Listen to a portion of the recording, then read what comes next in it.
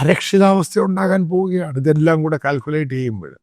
അതായത് pharma sector ഇന്ന് കിട്ടിയ അടി ഒരു ഭൂലോക അടിയായി H1B കാരണം അത് അമേരിക്കയിലുള്ള ജോലി ഇങ്ങോട്ട് തിരിച്ചു വരുന്നു. H1B വിസക്കാരെ ചില ആൾക്കാർ എന്നോട് ചോദിച്ചു, അവരൊക്കെ അവിടെ പഠിക്കാൻ പോയിട്ട് അവിടെ ജോലി കിട്ടിയവരാണ്.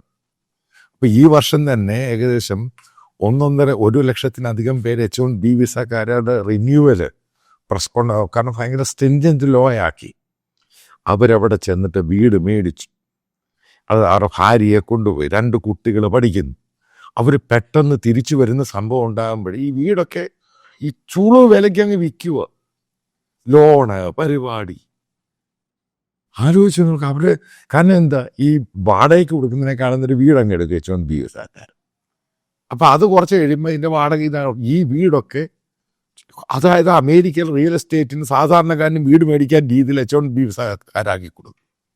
ഇതൊക്കെ മനസ്സിലാക്കേണ്ടത് ഇന്ത്യൻ പ്രധാനമന്ത്രി, ഇന്ത്യൻ ഭരണകൂടമാണ്. മോദിയുമായിട്ട് അത്ര ബന്ധമായിരുന്നു ട്രംപിനും അമേരിക്കയ്ക്ക് ഇന്ത്യക്ക് ഉണ്ടായിരുന്നത്. അപ്പം ഇങ്ങനെയുള്ള പല തീരുമാനങ്ങളും വരുമ്പോൾ എക്സംഷൻ കൊടുക്കും ഇന്ത്യക്ക്. അതാണ് നേരത്തെ ഉണ്ടായിക്കൊണ്ടിരുന്നത്. ഫാർമയാണെങ്കിൽ H1B വിസ എല്ലാ ഇഷ്യൂവിലും ഇവിടെ ചുമ്മാ അഹങ്കാരം കാണിച്ച് തലക്കനം കാണിച്ച് നശിപ്പിച്ചതാരാ? അൾട്ടിമേറ്റ് ഇന്ത്യക്ക് അടി കിട്ടി.